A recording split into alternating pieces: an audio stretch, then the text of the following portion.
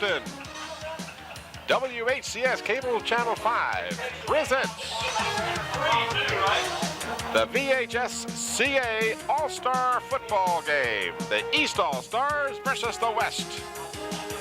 Good evening, everybody. I'm Tim Cole along with Bob Henson. We welcome you to a very comfortable Darling Stadium for tonight's finale to the week-long competition in the VHSCA.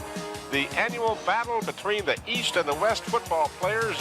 Bob, we have been blessed tonight with a beautiful evening. Cool, low humidity. It looks like a great night for football. Oh, it really is, Tim. There's a possible chance of rain, but I think it's going to hold off because it's not that cloudy. I can see a little bit of sun peeking through in the west, but the temperature is in the mid to upper 70s, nice breeze, as you said, low humidity, and these young men have been practicing. They started last Sunday, Tim, and it was hot Sunday, Monday, and Tuesday, cooled off yesterday into today, so I know they're anxious to play this game in this nice weather. You are looking at the East players on the near side. They will, of course, be the host team, and they are the red uniforms with the white and the blue stars. And you did see a moment ago the West All-Stars. They just made it out onto the field. Are we going to have the starting lineups, Bob? We want to do that while we've got the chance. Momentarily, we will have, there you see some of the crowd on hand. Mr. ESPN Ron Baton doing the camera work from midfield for that one. Got a lot of Peninsula representatives here on the East squad tonight. We will recognize them throughout the evening, but just to run down some of the names that Channel 5 viewers would certainly be familiar with. Chris Ricks from over at Hampton High School is here tonight. David Macklin from Menchville High School. Chris Morant at Bethel. There is Larry Vaughn from Phoebus High School. Yes. Donnie Green out of Hampton High School.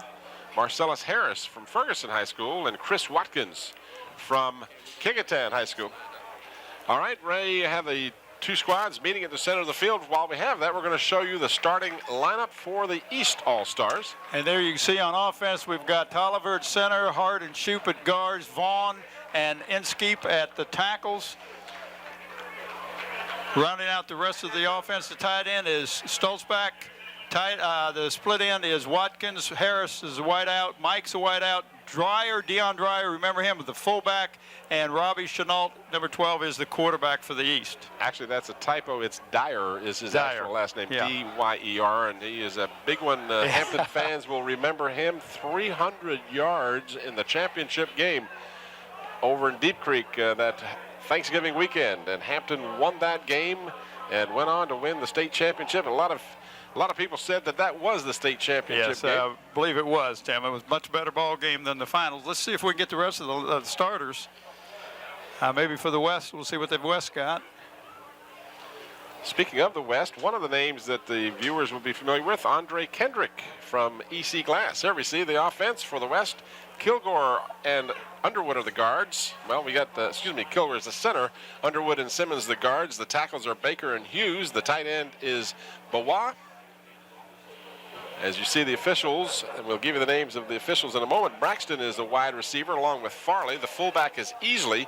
Tom Jones will be the tailback, and the aforementioned Andre Kendrick will be the starting quarterback for the East. The officials for tonight's contest, a Peninsula group of individuals that you and I have watched on numerous occasions, Bob, as they have officiated games that we have done here. And you see the toss of the coin. Richard Rawls is doing that ceremony. He is also going to have George Adamowski as the umpire. That's him standing at the back with the Tim Cole look. Herb Cook is the linesman, the line judge. There you see their names. Gary Roby is the line judge. Mike Tucci is the field judge. Mike Mitchell is the back judge. The clock operator is Charlie Davidson. And the auxiliary clock operator is Jim Mayhew. So we've gotten all of the official stuff out of the way. And if we can get the defense for the two teams, we'll have gone through the two lineups. That would be great before the action starts. They're getting ready to come off now. The West has won the toss. And there you see the defense for the West. Thompson and Macklin, Treat and King are the defensive backs. Strudy Furr is one of the linebackers for the East. The other linebackers for the East are Brown and Jones. The defensive guards is Bowman and Turner. The defensive tackles, Donnie Green and Dustin Keefe. The tackles, number 72 from Culpeper High School, Jason Inskeep, and number 70 from... There you see the defense for the West. The defensive backs are Nelson, Poole, and Banks, along with Myron White. The linebackers, Caribra, Sile is one of the other linebackers. Brooks will be a linebacker. The nose guard is Bradley. The defensive tackles are Lone and Klanner. And Jones and Kraus will be the defensive ends for the West. The coaches for tonight's contest, Bill Brown out of C.D. Halton, Glenn Carlock out of Graham High School, Mickey Crouch of Amherst, Bo Henson of EC Glass, Steve Isaacs of Bath County, Vaughn Phipps of Blacksburg, and Phil Robbins of Powell Valley will be the West coaches. On the East, we have Al Crimes out of Central Senior, Tom Goforth, Stewart's Draft, Bob Parker, Indian River, Roger Pierce, King George, Glenn Parker, Strasburg, Richard McConnell, Lee Davis, and Jerry Vaquero, Nasman River. All right, we are underway as the West kicks off. The ball is taken at about the 9-yard line. And look out, some running room for the East all the way out to the 38-yard line. That is David Macklin out of Menchville High School. And David Macklin, I know his dad real well, Paul Macklin, and David is going to Penn State. As about 4 or 5 of these young men on the offensive and defensive teams for both the East and the West are going to Penn State. They know where the athletes are, and that's in Virginia. Starting point for the first possession will be the 39-yard line of the East. And you notice that, excuse me, Tim, they only run in one back. Double wide receivers to the near side and a wide receiver split left. The lone backfield ball carrier is number 44, Mr. Dion Dyer, and the West defense is there to stop him on the first play after a very short gain, maybe a yard out to the 40-yard line. And Dion is going to University of North Carolina. He had a great game against Hampton High in that regional contest, but he was the only one that had a great game because the rest of the Hampton team had a better game. Second down and 9 for the East. 12-minute quarters in high school football. Most of the rules other than that are the same. They've got the inside handoff reverse, optional pass. Got a man wide open downfield to the 26-yard line. That's Harris. And he didn't want to go down. Marcellus Harris out of Ferguson High School on the halfback option. Anthony King took the handoff, what looked to be a inside reverse. And King, I guess he had the option of either running it or passing it. I believe he was going to pass. I was watching him. It looked like he was going to pass because he could have cut inside, which would have been better for the run. But the defensive back bit came up as we watched the replay. Marcellus Harris, of course, going to the East Carolina University, my alma mater, and they're getting a good one. Well, this will not be the replay. This is back to the live action. Hopefully we can have that replay for you. Again, the quarterback is Robbie Chenault out of Lee Davis High School. He throws for the corner of the end zone, a dangerous pass. Floated that one up there, and to be quite honest with you, the defense under the Brandon Banks had a real shot at that ball. It kind of hung up there at Graham High School. He would have raced about 103 yards. He really would have. And he took that one out of the air. That was Chris Watkins out of Kecoughtan High School that was went on just a simple out pattern. Chris, of course, played at Kecoughtan for Newman. And he's going to James Madison University. Man in motion is Harris. This is Dyer with the ball. Dyer bulls his way inside the 5 to about the 3-yard line. But he ran over somebody. I didn't get to see which one he ran over, but he is big. Let me tell you, during that championship or regional championship game against Hampton, he ran over a lot of Hampton defenders that night. He is one of the strongest running backs I have ever seen in high school football. We'll get a chance to watch the replay in just a moment. Tim, he's only 6 foot 240. That's not 6'2", that's 6 foot. They got him 6 foot even. There you saw the tail end of that play. Back to the live action. Into the middle of the pile goes the handoff, and no touchdown signal. As a matter of fact, he may have only gotten about a half a yard. Well, that was 22 that time. Briggs on the handoff is the first time we've had somebody in the backfield with Dyer. So the East squad now is looking at a 4th down and about, well, it's 4th and goal, so they're at about the 3-yard line. So let's say 4th and 3, and it looks like we're going to have a field goal attempt. That looks like Mike Link out of Stewart's draft, Tim, number 88. And Keith Campbell out of Burton. I knew I was going to do that. Burton High School will be holding. The kick is long enough, and it is through the uprights. So the East scores first.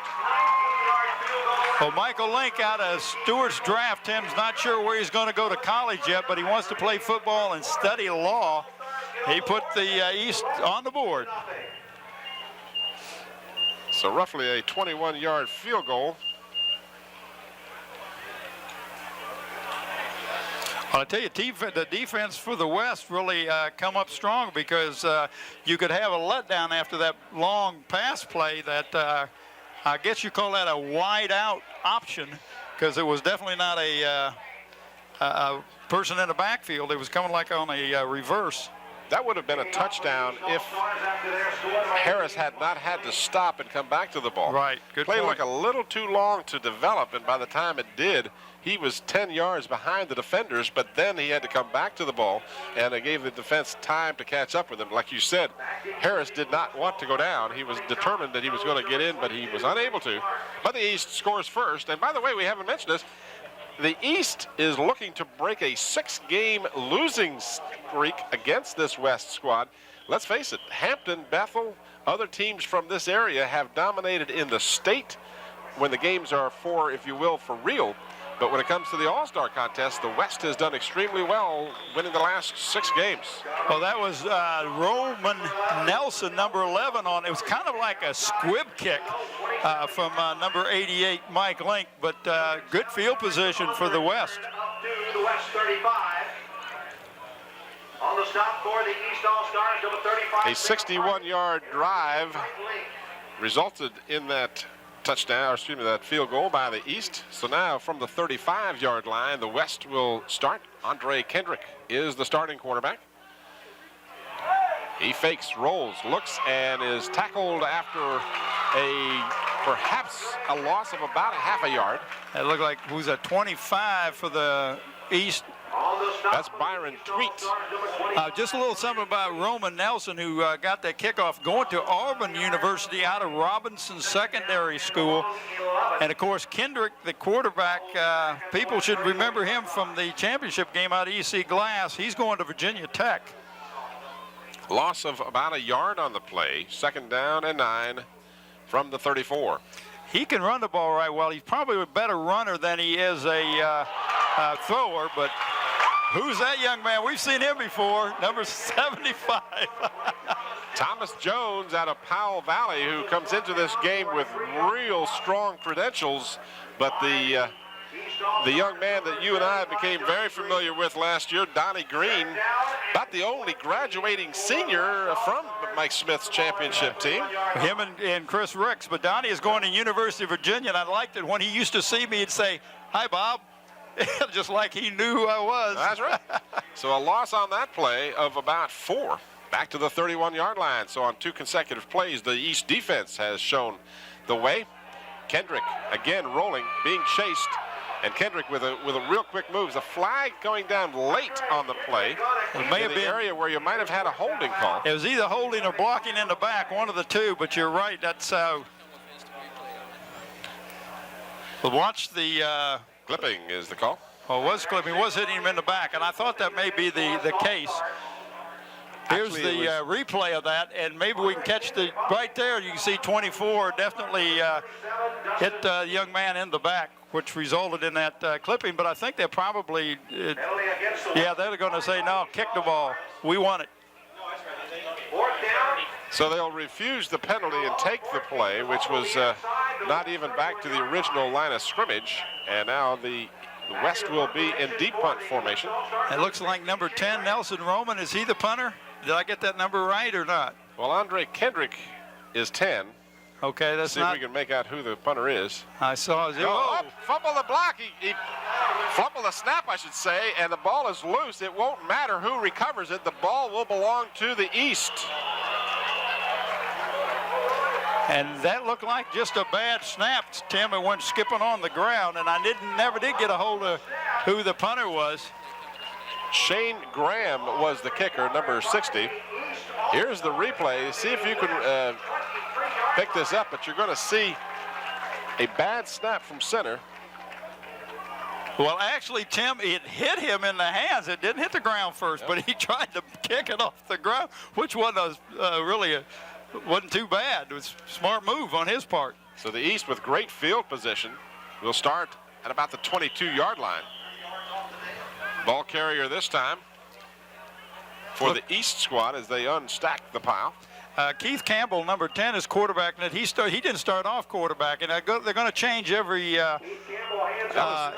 series, Right, I that think. was Chris Ricks getting the call, and Keith Campbell is the quarterback, number 10. So as we've seen before, sometimes they alternate series, sometimes they alternate quarters, but it would appear that at least for this time, the East will be alternating on series. So Keith Campbell out of Burton High School fakes the handoff, rolling to his left, looking downfield, and then is stopped after a short gain as he crosses the 20 to about the 18-yard line. Had tripped wide receivers to the left, but again, the defense for the West was there to cover those wide receivers. Well, Campbell's not sure where he's going to go to college yet, Tim, but he does want to go, wants to become a teacher and a football coach. And you and I know that if you play the sport, that you really has an insight to it when you decide to go into the coaching. 17-yard line is where they've marked the ball. It's third down and about 4, almost 5. Wide receiver to the near side. That's 81, Chris Watkins out of Kecoughtan. Man in motion is Harris. The handoff goes to Chris Ricks, trying the left side, the weak side. And the defense for the West was all prepared for that play. Well, they really were. Chris going on it, really trying to go away from the flow of the defense. Chris also is not sure where he wants to go to college, but he is going to attend college. And Tim, he had just excelled also in track as well as football at Hampton High School. 4:40 left here in the first period. We have a 3-0 score in favor of the East. They are looking at fourth down and about 5, and they appear to be going for it. Trip receivers to the near side. And that's all Keith is looking at is receivers. He throws underneath the defense and struggling in an effort to get to the first down, but short of the first down will be Anthony King, number 33 out of Granby High School. Tim, and that'll bring up a change of possession for the West. But Tim, there were just so many defensive players around. When he caught the ball, it looked like there was about 4 or 5 immediately. And then after he tried to do a couple of juke steps, there seemed to be 6 or 7 defensive ball players. No way was he going to pick up that first down. Most of the time in these contests, the West's the defenses will be superior because it's far easier to react on defense than it is to get your offensive timing down when you've really only had maybe a half a dozen practices at the most. Well, they've been here since Sunday, and they've been practicing 2 a day, but you're right, the timing is always difficult on offense. So the West takes over, and we have new numbers in the backfield. This is Nicholas Sorensen out of George Marshall High School, who is at the quarterback helm now for the West. And Nicholas is going to Virginia Tech in the fall. I'd love to see a lot of these guys staying in state. Isn't it nice? Nice to see the talent that we have in the state of Virginia, and we have some great talent. It's wonderful to see them staying at home, if you will. Maurice Clark, number 22, is one of the setbacks. Double wide receivers, left and right. Pick up their numbers as we go along. Man in motion is Tony Easley. Handoff goes to Clark. Nicholas Sorensen. Clark out of is also going to Virginia Tech, Tim, and he wants to become a sports agent, and that's not a bad occupation to have. Richard Rawls has called for an official timeout as it's very close to the first down. They'll bring the chains across. 24, David Macklin, and number 77, Dustin Keith. This game videotaped for your enjoyment, we hope, on the 11th of July, 1996, as a first down has been registered by the West squad. Tim Cole and Bob Hintz bringing you the East-West All-Star game from Darling Stadium in Hampton, Virginia. Hope you'll enjoy our coverage tonight. This is the fourth of the games in which we have had the pleasure of covering the Coaches All-Star Week. We had, of course, the basketball games Monday night, the girls softball contest, which the East won in the bottom of the ninth Wednesday afternoon. And, of course, this game capping off a week-long gala of events. Struggling around the left end, Maurice Clark out of Amherst High School. And he picks up some tough yards out very close to the 35-yard line. That will be close enough for them to look at the sticks. Depends exactly where they measure it. Well, he's got to get on the other side of the 35 to pick up the first down, and they've got him. Well, wait a second. He's going to take another look at it now. Because that's where they've marked it, is across the 35. Yeah. So they're going to bring the chains all the way across. Yeah, they need to do that. That's close enough to, in fact, where they've got the ball set, I would say they've got a first down. 2:31 remaining in the first period. If you joined us late, the West kicked off. They did win the coin toss, but they've elected to kick off to the East. And the East, on a trick play, a halfback option pass, got a first and goal, but was unable to punch it into the end zone and had to settle for a 21-yard field goal as another first down is marked by the officials. Well, they've got something going with that little sweep. Number 20, is that 22 that's running the ball for them? That's Maurice Clark. Looks real good. Does a great job of picking up his blockers and finding the lane to cut in. Clark, a big boy at 5'11", 210, so he's got some bulk to him. Pass is completed out close to the 40-yard line. The recipient on that was number 33, Marcus Farley, out of C.D. Halton High School. And Farley's not sure where he's going to go to college, but he was tackled by number 35. As we watch the replay, Sam Hardy.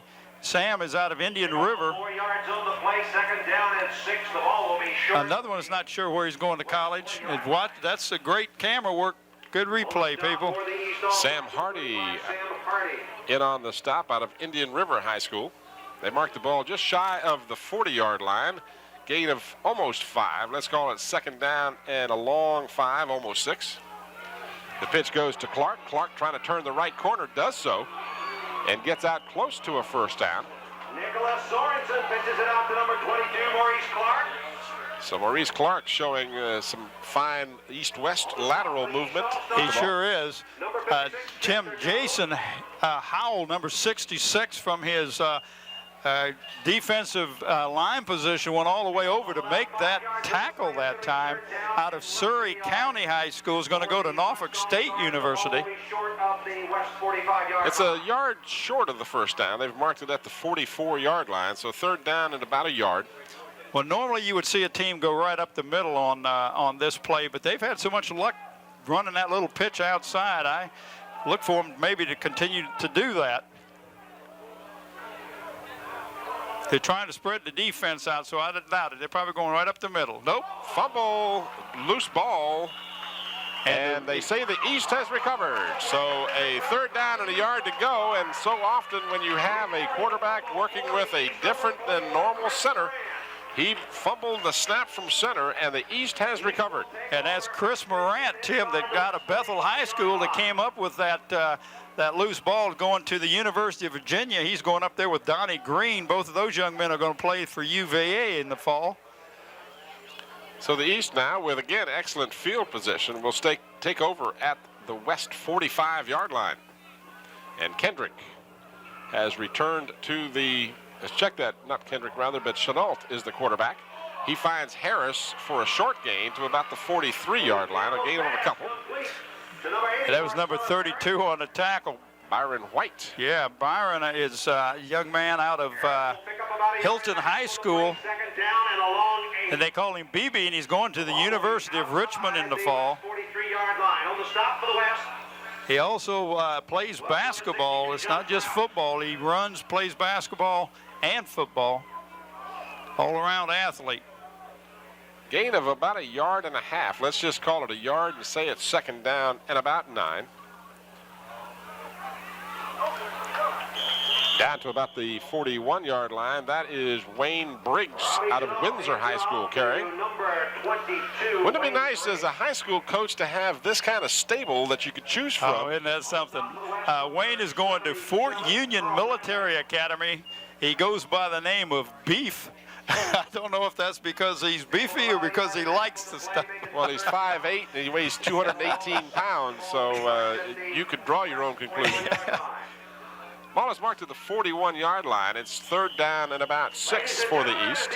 And the first quarter has come to an end. We've played 12 minutes.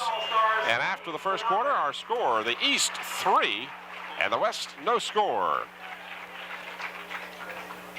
Well, it's about 8 weeks or so until the real stuff starts. The real stuff. Now, you go out there right now and talk to these people, they're going to tell you this is the real stuff going on right now. But you're right, the regular season here on the peninsula starts, and we have lost one team and gained 2. Lost Ferguson High School, no longer in existence. We have, what's the other 2 schools? Woodside and out of Newport News, and the other one is Heritage. Heritage. I couldn't think of the other one, and we've a lot of. Well, you notice how much taller I sit up there. Get that glare off my check head that. Check that. Ladies and gentlemen, we'd like to remind everybody we still have some souvenir Yep. programs. And of course, we look for a great season again. The Channel 5 crew will be primed and ready for those games. We'll have for your enjoyment any of the games that involve Hampton City Schools. Whenever Hampton, Bethel, Phoebus, or Kecoughtan are playing each other, we will have that game for you right here on Channel 5. And we've got a great lineup for you. Kecoughtan is going to be back, and they're going to be strong. Phoebus is always tough. Bill D will have that squad ready. Kozlowski over at Bethel High School thinks he's got a good program going right now, and a lot of people agree with him. And, of course, the reigning state champion, Hampton Crabbers, look to be really tough as they have almost everybody coming back from that championship team, with the exception of Donnie Green and Chris Ricks, 2 very big components of that team, I hesitate to say. But they've got some super kids coming along. Oh, they do that. So it should be a great season. We're looking forward. Pass is complete at about the 36-yard line. The recipient on the pass was Chris Watkins out of Kecoughtan High. And Chris made a nice move to get open and get the ball, but he's a little short of the first down. Just talking a little bit about the season coming up, Tim. Kecoughtan moves up from Division 5 to Division 6, so that leaves Hampton and Phoebus as the only 2 Division 5 schools in Hampton, and Bethel and Kecoughtan both are now Division 6. On 4th and a yard, the East is going for it, or at least they line up as if they are. Robbie Chenault at quarterback, double wide receivers to the near side, looking only to the right, and then he is going to be swamped under by number 61, Billy Jones out of Potomac High School. And Jones did a real good job that time, Tim. He's not sure where he's going to go to college, but he plans to become a police officer. But he did a great job of beating the block, getting around the offensive tackle, and making that stop for a loss. So on the second occasion tonight, we have seen the ball go over on downs as the East squad, with a 4th and a yard to go, on the loss. The ball goes over to the West. They'll start with great field position at their 44-yard line. And Kendrick is back in a quarterback again for the West. His pitch, left side, not much happening there. That again is the young man, Thomas Jones out of Powell Valley. But you see who shot the gap and got the tackle, a young man from Bethel High School, Chris Morant, number 41. Great job by Chris. A lot of the athletes are asked what is their greatest moment in their sports career, and Mr. Morant's greatest moment was being on the 1992 Bethel High School championship team that went on to win the state championship in Lynchburg. Went on to beat, I believe it was EC Glass that they beat, wasn't it? Yes, and he was just a freshman on that team. Yep, he sure was. Back to the live action. Here you see some extra effort on the part of the West, but nothing happening as that swarming defense of the East prevented any kind of gain. Trying to pick up who the ball carrier was. I think that again was Jones, number 20. Yeah, I believe so. 2 yards on the play before he's brought down by the East number 25, Byron Ruiz. Also on the Jones, and I don't think this is a typo. Are you ready for this? All right. He was named to the All-Academic team of the Lonesome Pine District 4 years. He holds 3 state records, yards rushing in one season, 3,319, 49 touchdowns, and a career record 104 touchdowns. Mr. Jones comes in with some strong credentials. He most certainly does. 3,300 yards in one season. That's an average in a 10-game season of 330 yards a game. He probably had a few of them was over than that. I would imagine that's quite a record. So the West, unable to move the ball now, will be in a deep punt formation. Last time they had this formation, they had a real problem. The ball was mishandled by the punter, and this time they got a bad snap. Now that may go as a false start on the center, but he went to snap the ball and the ball didn't go anywhere. Yeah, it would be a 5-yard penalty perhaps. We'll see what they do. If they're that lucky, they they call it offside on the East. So we didn't pick that up initially. The East jumped offside. It will not be nearly enough for the first down, as they were looking at a 4th and 13, so it'll now be 4th down and 8. Well, that's Shane Graham, number 60, that is doing the punting out of Pulaski High School, is also going to Virginia Tech. He has career kicking points, of 279 points kicking. And Charlie Davidson, one of the official clock operator here, was telling me this kid, if we enjoyed the kicking game last year, and we did. In fact, I think we named the All-Star Player of the Game last year. Yes. And I think he was named by the press that based on his kicking. But I understand that this young man has even stronger credentials, this Shane Graham. Well, that's what I was telling you about his career kicking points at 279, and you only get one when you kick an extra point. Well, but you got field goals, of course. And three, but three, not like a touchdown where you get 6, right? That's right. So the East takes over after the punt return. This is Keith Campbell at quarterback. This is Dion Dyer, running back, and he is tripped up on a nice defensive play. That's the only way you can take down Mr. Dyer. And already I've seen that Billy Jones out of Potomac knows how to play defense. He does that. That was a great tackle, took him right out at the ankles. His greatest moments in athletics was having 2 sacks, caused 1 fumble, and 2 blocked punts in one game. I would say defensively you can't do a whole lot more than that except fill up the water jugs. 2nd down and 6 after a gain of 4. Now Dyer finds some running room out close to and across the 50-yard line. So Dion Dyer showing his former form when he was excelling at Deep Creek. Well, Dion wants to become a computer specialist. His hobbies include snow skiing, and I'd get out of his way when he's coming down the hill. We'll watch the replay on that thing. And cliff diving? Give me a break. Let's also give credit to the offensive line as they opened a big hole for Mr. Dyer that time. Back to the live action. 1st down at midfield. Dyer again gets the call. And again, with those legs churning, picks up about 7. He looks like he's getting in his stride, doesn't he? Yep. But can you imagine this young man cliff diving? Tim, I wouldn't want to be a fish. Mr. Dyer, a 6-foot-tall, 240-pound running back. Pickup of 8 on the play, 2nd down and a pair. He says his greatest moment was a 99-yard run in an Indian River game. And number 75. You know, I'm surprised. I would have thought his best moment was a 300-yard game against the Hampton Grabbers. Most people didn't get that many yards all year. You got that right. Mix up in the backfield, flag goes down, but Dyer makes the most of it as he picks up a 1st down across the 40 down to the 36. We may have some movement in the backfield, and that's exactly in the backfield. When the flag comes from back there, you can almost bet it's we got illegal motion. And that's what's going to happen in an all-star contest an awful lot of the time. Again, the timing is just not there. Roman Nelson. Needless to say, the West will accept the penalty. Would have been a first down for the East, but with the illegal shift. 5-yard penalty assessed against the East for illegal shift.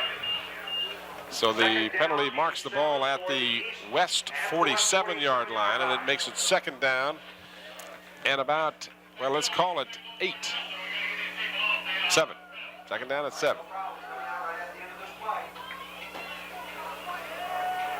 Keith Campbell calling the signals out of Burton High School. Dion Dyer getting the ball and dragging would-be tacklers out to about the West 45-yard line. Picked up just a couple, but they were hard and tough yards for Roman Nelson, not a small player at 6 foot, 210 pounds, out of Robinson High School, had a hold of him and was just holding on for dear life, hoping that his teammates would come up and help out. Yeah, Nelson is going to Auburn University to play football down there. He enjoys weightlifting, running basketball, and lacrosse. If you're standing along the fence area, we He's also an Eagle Scout. Well-rounded young man. At the 45-yard line, third down and 5. Quick pass, flag down, the incomplete pass, but a penalty flag on the play. And the young man who was the intended receiver was not looking. It was a quick pass, and I believe that was to number 80, Marcellus Harris. is incomplete. Illegal shift is the call again.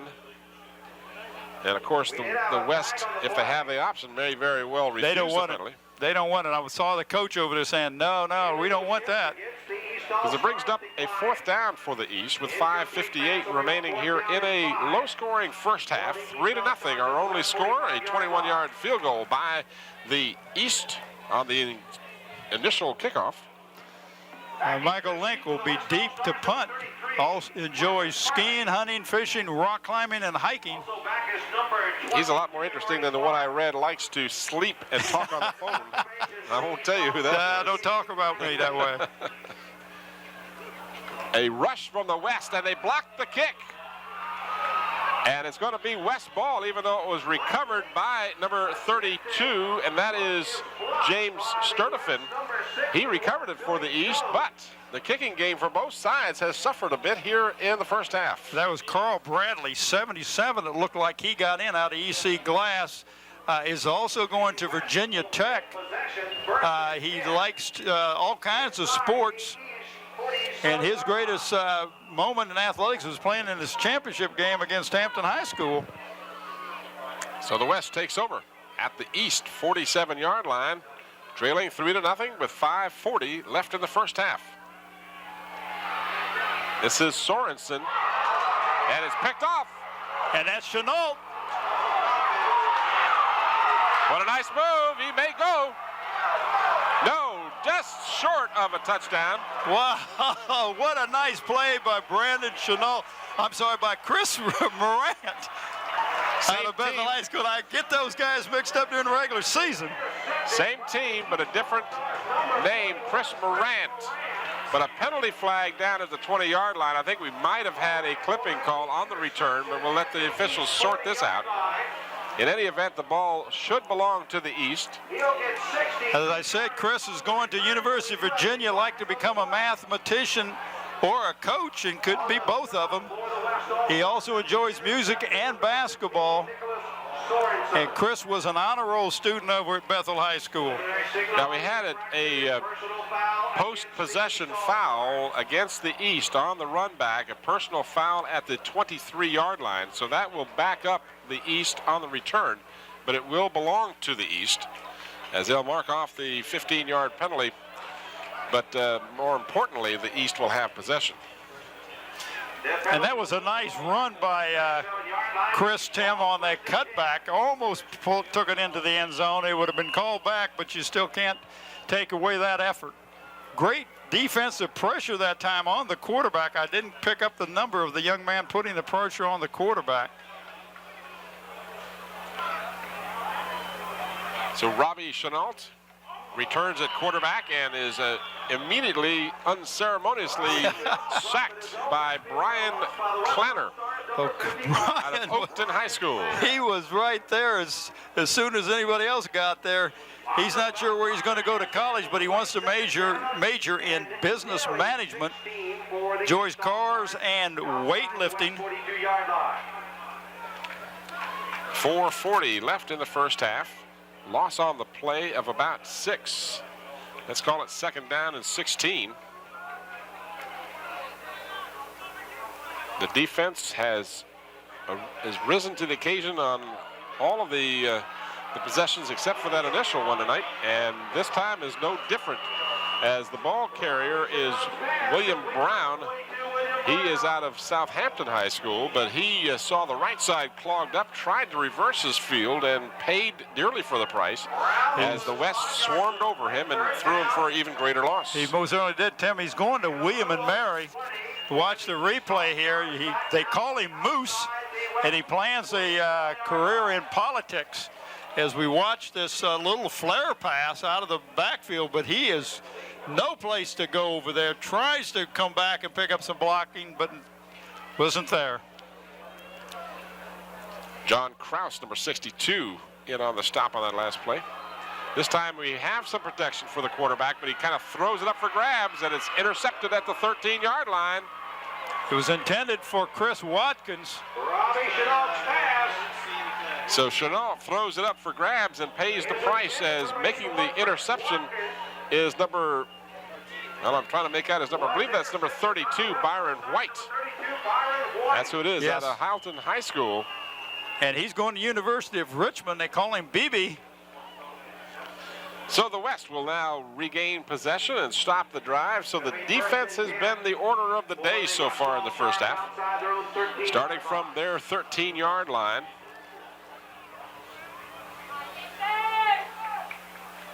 Kendrick at quarterback. Pitch is back. Ran right And a into late flag. ran right into Kendricks pitches it back to number 20, Chris Morant. Thomas Jones was the ball carrier, and a flag went down. Let's listen, or let's at least watch and see what Richard Rawls calls. He's got a holding call against the West. Ball will be short of the West 15-yard line. And you might want to take that penalty. On the stop for the East All-Star, this is number 41, Chris Moran. Penalty comes with 3:07 left in the first half. If you joined us late, you're watching the East-West All-Star game, the 49th annual VHSCA week here in Hampton, the 25th year of competition. The East trying to break a 6-game losing streak in this annual event. So the ball moves back inside the West 10-yard line to the 9 after the penalty is assessed. Holding was the call. Well, the holding was from the spot of the foul, so there's only like a 4-yard penalty there. It's 1st and 14.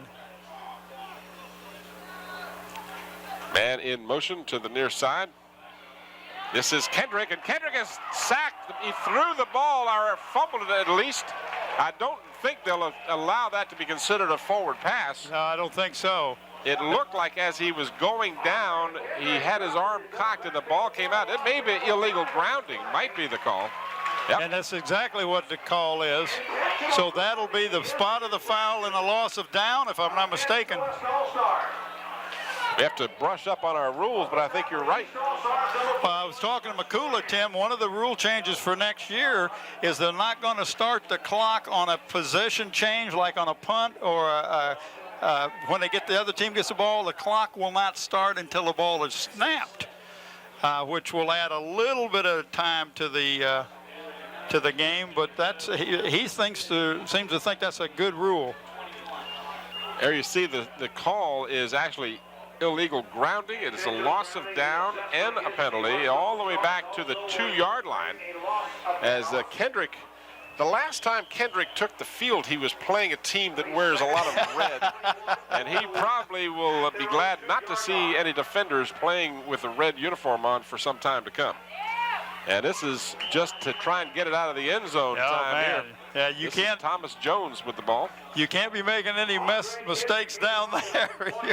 Looks like the East now is calling a timeout with a 3rd down and about 21 to go. East has stopped the clock to preserve some time and hopefully get a possession with an opportunity to put some points on the board before halftime. Well, I'm sure they think and are pretty sure they're going to get good field position on the change of possession if they can get a defensive stop here. But the West's not going to do anything silly down at this end. They're going to try to get the ball out, pop somebody through, pick up some yardage to get some room to kick the ball. 2:39 remaining as you look at the east sideline. With his back to you is number 32. That is James Sturdivant, young man who recovered the blocked punt a while ago to no great advantage to his team. But you watch the coaches as they huddle on the sideline to set up the defense with a 3rd down and 21 yards to go for the West. Well, there's another young man, this Eric out of Huguenot High School, also going to Penn State. Tim, there's about 5 young men on the 4 on the east and 1 on the west that I picked up that are going to Penn State. So Paterno knows where the good athletes are, and he goes south to Virginia. That's right, go raid the south. So 3rd down and 21 to go. I formation. Kendrick on the option and wants to pitch it, but would never get the chance to do so. And let's see if I can. That's Donnie Green, number 75, and Kendrick remembers him all too well from last December. Oh, Donnie Green, young man, we sure enjoyed watching him play. He excels both academically and athletically at Hampton High School. His greatest moment, Tim, was defeating the Deep Creek Hornets in the regional championship, because that was a big game. The people here at Hampton in our area remember that game. We televised it. It was a Super Bowl game. So with 4th down and 20 some odd yards to go, the East has called a 2nd timeout. They have 1 remaining. And with 2:26 left, they hopefully, as you said, Bob, will be looking to get field position and hopefully punch the ball in at least with a field goal attempt, if nothing else, before halftime is upon us. Well, when I was on the field earlier, the wind was what was blowing from our right to the left, so he would have any wind at his back if that comes to that point that he has to attempt a field goal. Let's remember, too, the West has had some difficulty on the kicking team with a snap. This is low, and it goes through the kicker's hand. If he doesn't step on the back line, he's going to be in pretty good shape. This ball picked up by one of the big linemen. Did he get in? No, he's out of bounds at the 1-foot line. That's number 63. That is Derek Turner, 6'2", 295, and boy, you know he would have had a good time had he been able to put it in the end zone. He really would have. He's out at Goochland High School, Tim. Not sure he's going to college as we watch the replay on this. Derek hasn't missed a meal in a long time. Now watch this. You're going to see the same problem again. The kicking game, he just barely got something away, and here's Turner coming over here. He says, I'll pick this thing up and put it in the end zone. His coach said he's the best lineman he's coached in 20 years of coaching. It is 1st and goal. All right, 1st and goal at the 1-yard line. Robbie Chenault, the quarterback, gives to Dion Dyer, and Dyer makes it a short order of a 1-yard touchdown. And he kind of slipped through. Never really anybody got a hand on him. If they did, they just kind of patted him on the back as he went through. You're not going to stop him from 1 yard out. Oh, Tim, that was less than a yard. You're right, though. Yep. So the East now has taken a 9-0 lead. They'll be trying for the extra point. Mike Link, who had the field goal earlier, will be on to try. His kick is way long enough and is right through the upright. So the East, with 2 minutes and 16 seconds, a 1-yard drive, if you will, on the blocked kick. And the recovery by Mr. Turner, Derek Turner, out of Goochland High School. He set up that 1-yard plunge by Dion Dyer. And the East now, as halftime is rapidly approaching us, holding on to a 10-0 score. We got more light than we ever knew. Yeah, just all I turned on was the one, and somebody else flipped the other switch for the other one. The temperature, as we've mentioned before, unusually cool for a mid-July night. And uncertain. We were here last fall for some games, and it wasn't this cool into the month of October.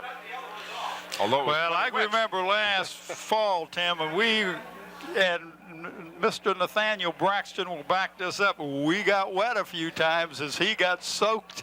Oh, that was the wettest football season we've ever had. And it didn't wane until it got Friday or Saturday, it seemed like. All week long it'd be nice, and then storm would come. All right, the East now with Link kicking off. Leading 10-0. Number 20, Thomas Jones. Number 22, Maurice Clark. This is Jones at the 8-yard line. Or check that, Clark rather, number 22. And Clark's got some running room. The two men on that side overran the position. They now have a lane to cover, and they overran their position, which gave him a chance to run. And who was that, Clark? Maurice Clark out of Amherst High School. And he returns the ball all the way out to the 49-yard line, where the West, with 3 timeouts remaining and a little more than 2 minutes to go in the half, will have some last efforts here to get some points on the board before halftime. Well, Clark was going to go to Virginia Tech, Tim, and his greatest moments in sports was winning the Division IV state championship. So we have young men from all 6 divisions playing football. Nicholas Sorensen is the quarterback. Short drop, looks, has plenty of time. Now the coverage starts to be a little too strong, and it's intercepted. Did he have both feet in bounds? Yes, he did. Well, he not only had the feet in bounds, Tim, but the ball was tipped, and I believe Chris Morant got a hand on it to tip the ball. Number 32, James Sturdivant. Watch the replay, and who was that that got the...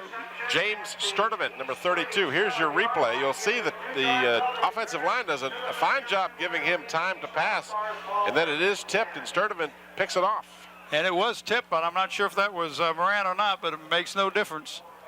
In any event, the East, with 1:33 remaining, will start from their 39-yard line. This is Keith Campbell back at quarterback. He has trouble on the snap, and as a result of that, will be thrown for a loss. And Tim, that's probably the toughest job to get used to, is the quarterback and the center, because you're now working with somebody you have never worked with before, and all of a sudden now that's a timing thing. It's also a feel thing. You may move just a fraction of a second before you call the snap of the ball. The guy you've worked with for your high school career is aware of that. And you may not even be used to doing it, or not even knowing you're doing that. But timeout has been called by the East. That is their last timeout of the first half. Comes with 1:07 remaining. East leading by the score of 10-0. If you joined us late, the East took the opening kickoff and drove down to a 1st and goal, but then the West defense stiffened and they were unable to put it in the end zone. They had to settle for a field goal, and that was the extent of the scoring until 2:16 remaining in the first half. On a blocked punt, a return by Turner of the East squad down to the 1-yard line, and then Dion Dyer on the first carry after that punched it in the end zone. Link added the extra point, and that's our scoring here in the first half, 10-0 in favor of the East as they look to break a 6-game losing streak to these West All-Stars. They've used their final timeout, have the East, 1:07 remaining, so the only stoppage of clock at this point for the East will come from either out of bounds or an incomplete pass penalty. And not much happening there as Chris Ricks is nailed for a loss. Number 50, Dennis Lone, was right there waiting for Chris as he came on that handoff. Dennis Lone out of Bath County High School is going to go to the Newport News Apprentice School. And the young man had beat his block and was right there. So now we must have a West timeout, I would assume, if you said the East are all out of timeouts. That is correct. The West uses their first of 3. So they, of course, with a 3rd down and long, now hoping to do the same thing the East squad was looking to do, and it paid off for the East. They had the West bottled up near their end zone just a couple of minutes ago, and were able to use the timeouts to keep the West from advancing the ball, and took it over and scored.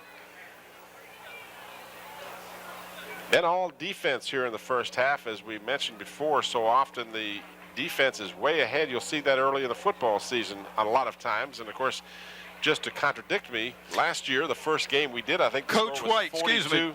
42 Tim, to 35. That was Coach White, real good friend of mine who is coming off of a serious illness. Looks good, a good shot of him in the stands. Coached over at Hampton University. Chris Ricks gets the handoff. And Ricks struggles out across the 35 to about the 37-yard line where he is stopped. It'll be 4th down and long, and the West uses their 2nd timeout to stop the clock with 50 seconds remaining. On the stop for the West, number 62, John Kraus. They mark the ball at the East 37-yard line, but it'll bring on the punting team. And the West will send back deep number 22, Maurice Clark, along with Marcus Farley, number 33. Farley out of Hilton High School. Clark out of Amherst. Mike Link has been a busy young man for the East squad as he has been kicking punts and extra points. He's out of and kicking off. Stewart's Draft High School. And kicking off, you're right. Number 88, Mike Link. The last time, Tim, it looked like he just took it a little longer than he normally would when he had that punt block, but the defensive man was right in on top of him. I have a sneaking suspicion that he's going to get this one off. And he does. It's a nice looking kick, end over end, fielded and fumbled at the 30-yard line. But he picks it up. That's Marcus Farley down the far sideline. He is collared as he crosses midfield to about the 42-yard line. Donnie Green. They'll mark the ball at about the 45. All right, we'll return to Darling Stadium for the conclusion of the first half after this brief timeout.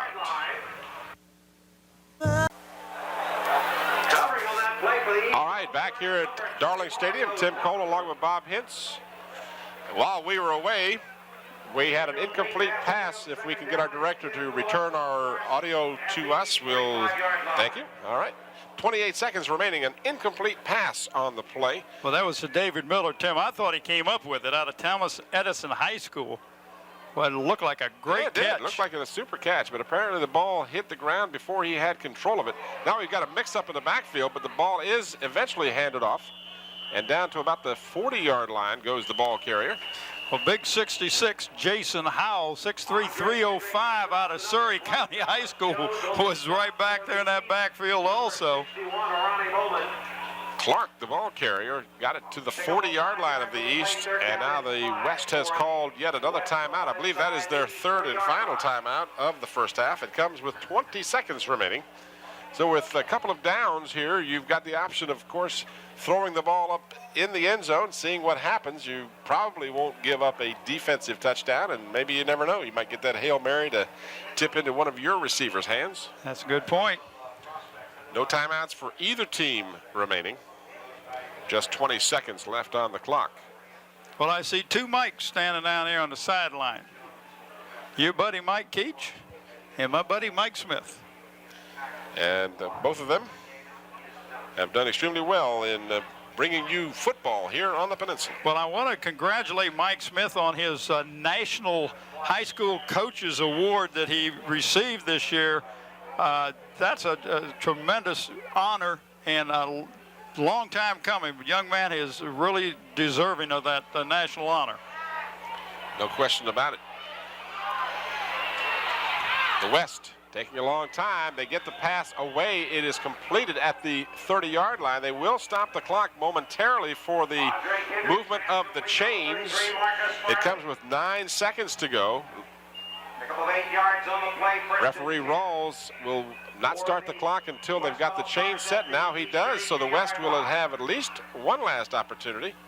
And they down the ball quickly, stopping the clock with 5 seconds. So that will afford them at least one last opportunity. Yeah. So the both squads have maximized the usage of the timeouts and all of the other things that are in their arsenal to stretch this first half out as long as they could. 5 seconds remaining. It looks like we may see an extremely long field goal attempt. Now, we've heard this young man can really kick the ball. This would be a 48 yarder. The young man is Shane Graham out of Pulaski. He's had difficulty punting the ball tonight. Let's see how well he does with the field goal. It is going to be short, taken at the goal line. Down the sidelines and thrown out of bounds to end the first half. Ball was returned by number 20, Mario Thompson out of Thomas Dale High School. But that should do the teams for the first half. And a huge block on the return. In fact, he is being attended to. Well, Mike Smith ran out there. Jason Kilgore, 6 foot, even 270-pounder out of Gate City. And he was nailed. Yeah, well, Mike Smith was the first one out there when he was down to make sure that you don't want any of these young men to be hurt, and he was out there to see what he felt like. So we're happy to say that he is walking under his own power off the field, and we are at halftime. Our score, the East All-Stars 10, the West All-Stars no score. Will return to Darling Stadium for the third period of action after this brief timeout. These are my kids. Somebody else had them, but I take care of them. I teach them everything they need to know, like how to get along with people, how to conduct business, who to hang around, and how to resolve conflict. I could even raise your kids, and I will if you let me. Too many of our nation's children are being raised by the streets. Don't let your child be one of them. A message from the Hampton Coalition for Youth.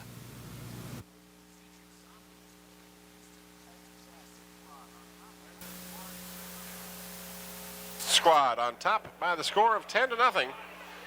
They scored on the opening possession. A 21-yard field goal by Mike Link.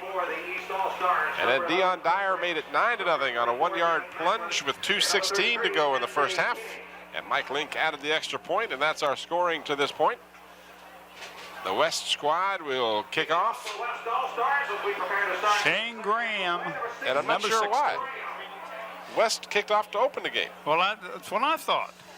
Yeah, sure they did, because the East scored on their initial possession, the first possession of the ballgame. So I'm not sure why. Well, the East isn't complaining. No. And it doesn't look like the West is either, so evidently that's what they wanted. Usually they defer to the second half. We've seen that, so. Well, that's what I thought they had done, but in any event, we are set to go. This is going to be fielded at the 8-yard line.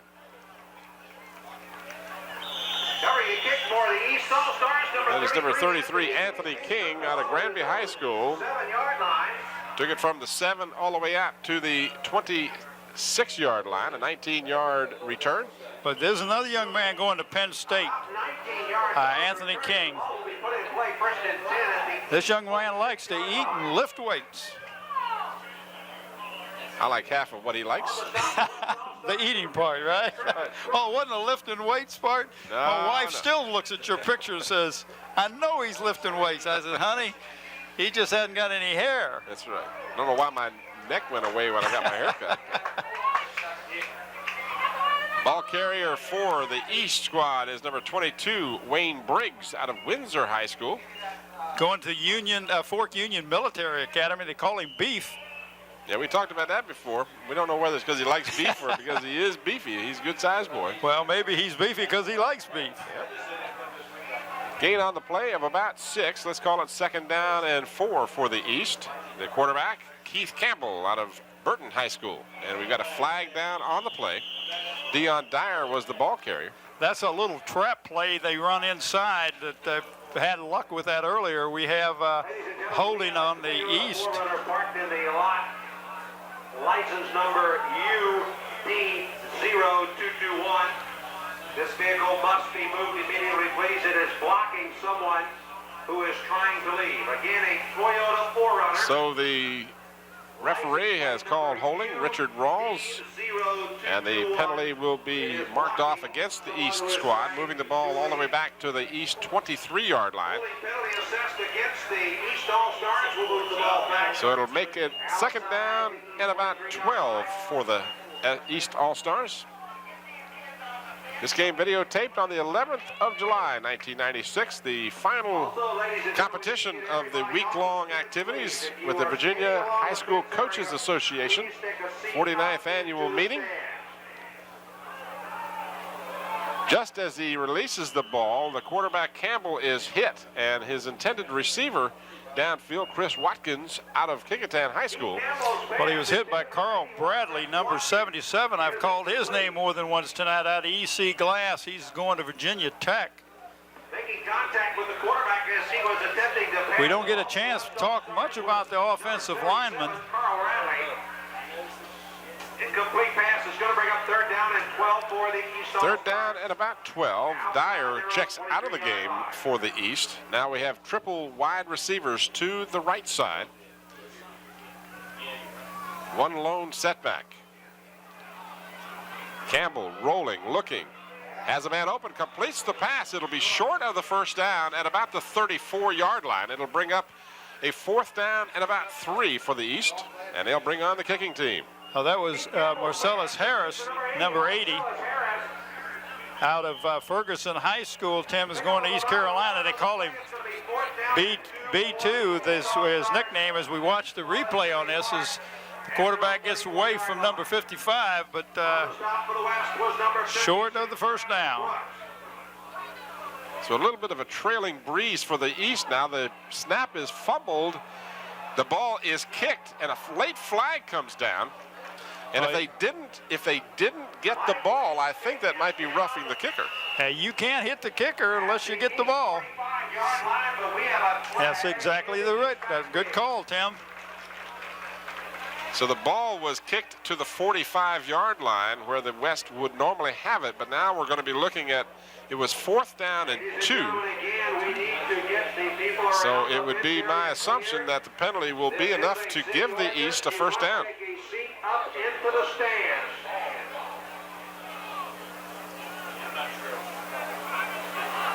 And that'll take it clear down to the 49. Again, if you're standing along the fence area, you must take a Our seat buddy up in the George stands. Adamowski spots the ball. Penalty assessed against the West All-Stars. Roughing the infraction. East ball first and 10 to the 49-yard line. A break for the East squad as they lead 10-0. Robert Chenault, Tim, the quarterback, is going to VMI in the fall. He also plays golf, baseball, and basketball. There's a, Wow. where's the penalty on the defender who tackled Watkins? I happened to look at Chris Watkins, the split end to the near side, went downfield 4 yards, and the defender took him and grabbed him and threw him to the ground. Interesting call, or no call, I should say. I was going to say there was no call. You're right. Right in front of the official. Gain of a yard on the play. Clock moving with 8:54 left in the third period. Chris Ricks was the ball handler that time. Tackled by his like number 11 on the other side, Roman Nelson. This is Ricks again carrying the ball. And Ricks is across the 48 to about the 47-yard line of the West. We'll pick up 3 yards this time, down to Gain of about 3 for the Hampton High School graduate. Mark it at the 47, third down and about 6. Number 75, Jim Fusco, out of the West, was in on the tackle that time. He's out of Cave Springs High School. Not sure where he's going to go to college yet. And again, we talked about this during the competition this week when this program was put together. We are, of course, going by the information in the program, and these young men very well have decided where their future lies. As a nice pass completion and an excellent run after the catch by number 80, Marcellus Harris, out of Ferguson High School. B2 Harris. That was a pretty catch after the play. And that was a nice scrambling job by Chenault, Tim. He looked like he was going to be thrown for a loss. He ducked underneath the tackler, sprinted to the right, and found B2 Harris wide open. At the West 35-yard line. So a first down at the West 35-yard line for the East. We got triple wide receivers to the left side. The lone setback is Ricks. Play action fake. Got a man wide open at the 25-yard line. That is number 81, Chris Watkins. And he has another first down at the 18. We talked about Chris playing at Kecoughtan High School. He's going to go to James Madison University. One of his greatest moments in athletics was discovering and accomplishing his athletic abilities in football and being named Player of the Game by WHCS TV Channel 5. Well-deserving young man. First down inside the 18-yard line, about the 17 and a half. The East driving with the initial possession of the second half, aided by some penalties. Dyer straight up the middle. Robbie Chenault hands it off to number 44, Dion Dyer. Dyer down close to the 15-yard line, gain of about 3. Brandon Steele out of Giles High School was the tackler, Tim. Another one going to Penn State, so that's 6 that I have counted so far. Plans to get a degree in civil engineering. Was also a member of the National Honor Society. Fortunately, Penn State left a few of the good ones in state. Yeah, they did that, but not many. They got 6 of these All-Stars. Struggling for some yardage is number 22, Wayne Briggs out of Windsor High School. And the defense led by number 75, that's Jim Fusco out of Cave Spring, stopping him short of a gain. He lost about a half a yard on the play. So it brings up a third down and about 8 at the 15-yard line. And number 75. Dion Dyer checks out of the game for the East. Third down and a long shell of the ball outside the West 15-yard line.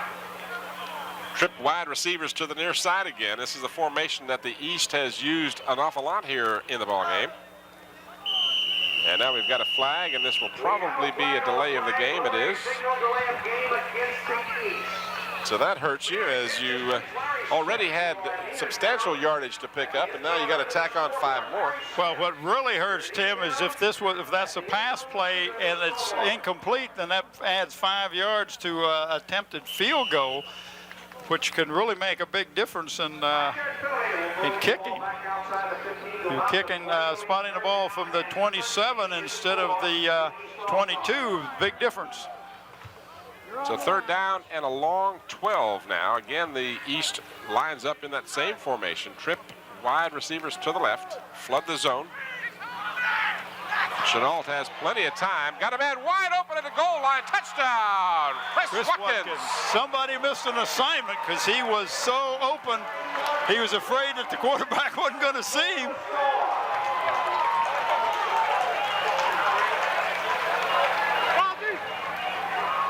Kurt Newsom, half a young man, his high school football coach at Kecoughtan High School.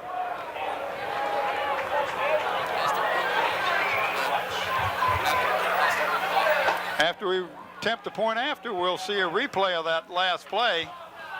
Fumble on the snap and a desperation throw incomplete. So the East does not convert after the touchdown. But the East has taken a 16-0 lead on an 18-yard touchdown from Robbie Chenault to Chris Watkins, and we'll show it to you again. And Watkins, as you said, Bob, obviously a blown call, as Watkins had no one around him, standing all alone at the goal line. And Chenault had plenty of time to throw. Watch this now from the ground camera. Chenault has lots of time, looks, and then just throws, and here he is all alone in the end zone. Chris Watkins. Tim, I don't think there's anybody within 10 yards of him, which is very unusual. An obvious blown defensive assignment. Well, it really was, Tim, because this young man has been a favorite receiver. They have gone to him all night, so it's not like we put somebody in there that they haven't looked for. So the East capitalizes on a roughing the kicker penalty when they were bogged down and looking at a 4th and long. The penalty moved the ball to near midfield, and then the East got their momentum going and scored to make it 16-0 with 5:51 remaining in the third period. Number 88, Mike Link. Mike Link, who's been a busy young man tonight, will kick off.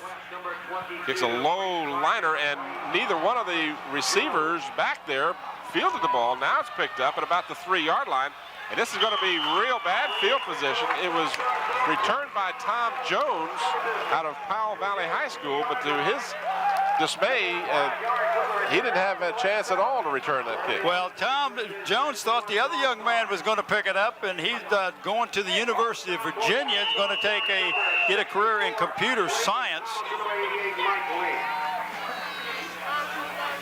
So the West, trailing by 16, will start deep in their own territory. The ball marked just across the 7-yard line at about the, well, let's call it the 7.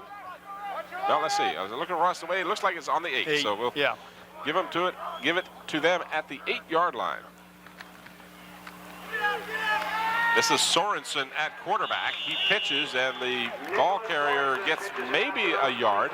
It looked like Tom Jones on the carry. I couldn't see who tackled him, but man, the defense has really stepped it up for the East. They can smell a chance to stop that streak that you were talking about earlier. Yep, 6 consecutive losses by the East, and they would like nothing better than to start a new winning streak of their own. They lost last year 23-14, 6-0 in '94, 21-7 in '93, 17-7 in '92. So they would like very much to end this streak this year. Good pursuit by the defense. They finally forced the ball carrier. That's number 22, Maurice Clark, out of bounds. And he'll be short of a first down. Clark has real good quickness. He did everything that could be done to elude the tacklers. Well, he did a nice juke move in there. The young man who finally forced him out of bounds, Richard McPhee, number 55 for the East, is out of Huguenot High School.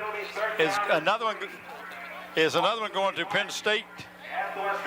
Watch the replay here. You're going to watch from the ground level as Clark will be coming right towards you. Nice move inside here. Did well to get what he got. 3rd down and about 3.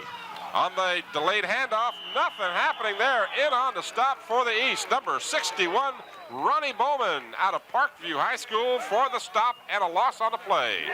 Young man is going to Marshall University in the fall.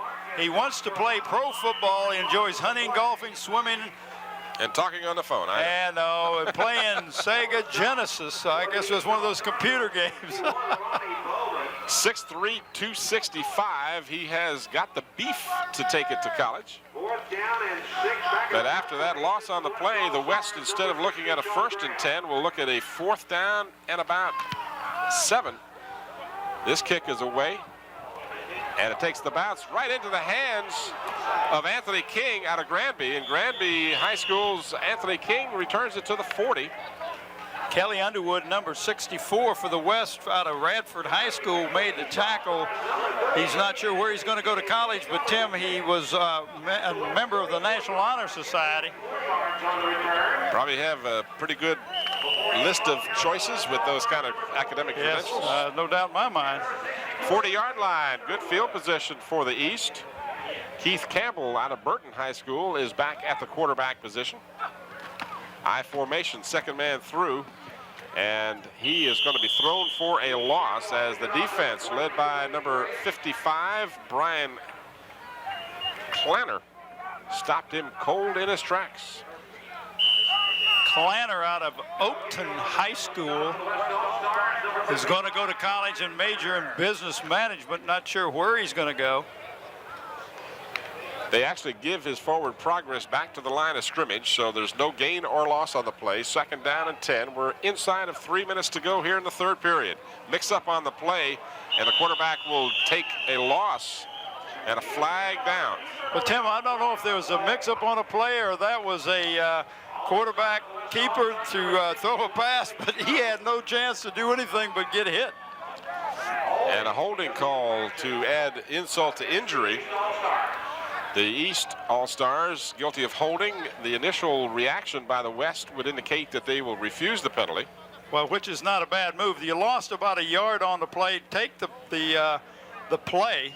Holding penalty against the East All-Stars. Actually, a loss of about 2, so that is the call. No penalty will be assessed. They'll take the down. It's 3rd down and 12 for the East.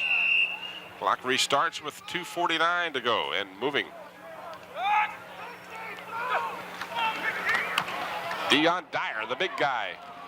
He's across the 35 and carries tacklers to about the 33-yard line, but it'll be short of a first down. It'll bring up a 4th down. Well, Tim, he picked up the 10, but he had to go more than 10 yards. But there's a young man that you might want to give the ball to again. That's too far for a field goal, and you really don't want to try to punt from there. You haven't had real good luck with your punting. Had one of them blocked tonight. I would assume that you may just give that ball to Dion again.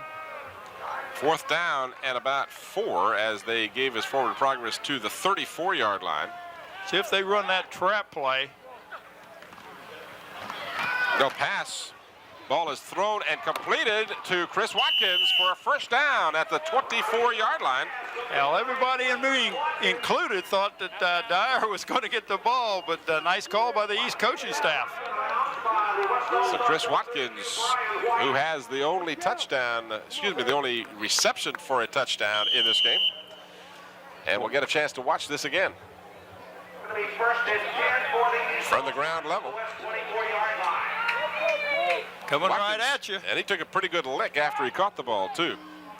All right, back to the live action. 1st and 10. Dyer, left side, spins away from a couple of would-be tacklers across the 20 to about the 19-yard line. But, Tim, you know what impresses me about this young man? Not only does he have great power and decent speed, but he hangs on to that football. You hit him, you're not going to knock that ball loose. I'd like to know what kind of statistics he have, but I would imagine he hasn't fumbled many times in his high school career. Ball is marked just inside the 19, a gain of about 5 on the play. Let's call it 2nd down and 5. East moving the ball, leading 16-0. And the pass intended on the far side for Marcellus Harris. And again, Billy Jones out of Potomac, who has had a superb evening, batted that ball down. And if he had been able to grab it out of the air, he would have been long gone. Yeah, there was nobody between him and the goal line. So the incomplete pass makes it 3rd down and 5. 1:17 to go in the 3rd period. Hope you're enjoying our coverage, our finale for the week-long activities in the Virginia High School Coaches Association. We have an officials timeout now as Richard Rawls has taken a time. Well, if I can go back, the East won the softball, the West won the baseball. And they split in the basketball. Split in the basketball, split in the soccer and the volleyball. So this would be this is the rubber game, right? Yeah, this is the 7th game, I believe, isn't it? 7th of the competition, 2 each day except for today. And Dion Dyer, one of the few times that I've ever seen a loss by Dion Dyer. And let's give some credit to the defense here. John Kraus was there, along with, again, Brian Clanner, number 55. Kraus is out of Stadford High School, is going to Ohio University to become interior designer. Tim, that was a sort of a delay in the backfield. It's not the quick hitter that Dion Dyer normally runs. He's not running behind his all too familiar offensive line either. 41-yard field goal attempt by Link has got the distance, but it's wide to the left. So the East tries a 41-yard field goal. Well, Tim, you have to understand also on these extra points and field goals, you got a different holder, you got a different snapper. Everything is different. So the kicking game is so difficult in an all-star contest. It most certainly is. So the West will take over. They will get it at the 20. Unlike the pros, where they would have, in fact, gotten it at the point the attempt was made. That's a good point. But not here. Not here in high school ball. So the West now trailing by 16 will get possession at their 20. A little more than half a minute to go here in the third period. This is Kendrick, Andre Kendrick out of Ben BC Glass. Chase. And Ben guess who Chase. got him? Donnie Green. Kendrick. Hey, you remember me from last fall? He probably had nightmares from last fall. He's just now recovering. Oh, man. It's easy when you do win. It's easy, like you and I are doing, to gloat a little bit the way Hampton men handled EC Glass in that game. Of course, our allegiances are rather obvious. It's kind of interesting. There was a lot of talk at the time about how EC Glass had the best team they'd had in years, and they were going to come down there and make a tough game out of it. Didn't happen that way, but Kendrick had a great career at EC Glass. And, He sure did. will undoubtedly have a good college career as well. And just to look through Mr. Kendrick's statistics as the clock will tick off the final 10 seconds here in the third period. Kendrick, his greatest moment in athletics was scoring 5 touchdowns and throwing for 2 more in the Northwest Regional Finals game last year. So we have played 3 quarters of the game, and after 3, it is 16-0 in favor of the East All-Stars. 12 minutes remaining in this week-long competition. One of the things we've talked about, and you and I have talked about it, so we may forget that a lot of the viewers may not have seen our other coverage, but of course, these athletes are chosen by their coaches. They're nominated by their coaches for this award. So a lot of people have said to us, well, gee, how come so-and-so wasn't there, or how come they didn't have so-and-so? Well, first of all, you have to be a graduated senior. Right, number one. And secondly, you have to be nominated by your coach, and then you have to be, picked Be for the squad. selected by the coaching, the people who put this thing together. The games coordinator, of course, for the All-Stars is Coach Mike Smith out of Hampton High School. Danny Mitchell is his assistant and a football coordinator. Kate Carter out of Culpeper High School is the girls basketball director. The boys basketball director, David Six out of Gloucester High School. Brenda Neal out Formerly of Hampton High School, we should add. Formerly, right. Brenda Neal is the girls softball director out of Hanley High School. Norby Wilson out of First Colonial is the baseball director. Mary Donnellan out of Hanley is the volleyball director, and Chip Berry, the soccer director out of EC Glass. Mike Smith does a great job. I can't tell you enough how much work that goes into this thing. The program is awesome. They just do a great job all year long. Danny Franklin does the program, and the editor is Trish Mitchell. We want to thank all those people for all their efforts to put this thing together and make it such a success. And we sure enjoy it here at Hampton. First down for the West squad. If you can imagine trying to coordinate all of the details that have to go into this when you're talking about 7 different sporting events. Fumble on the snap is recovered by Kendrick, so they'll keep possession. But if you think about it, Bob, you have, you got about 30, 40 football players in each squad here. You've got the softball squads where they were carrying 20 players. You've got the volleyball team. You've got just endless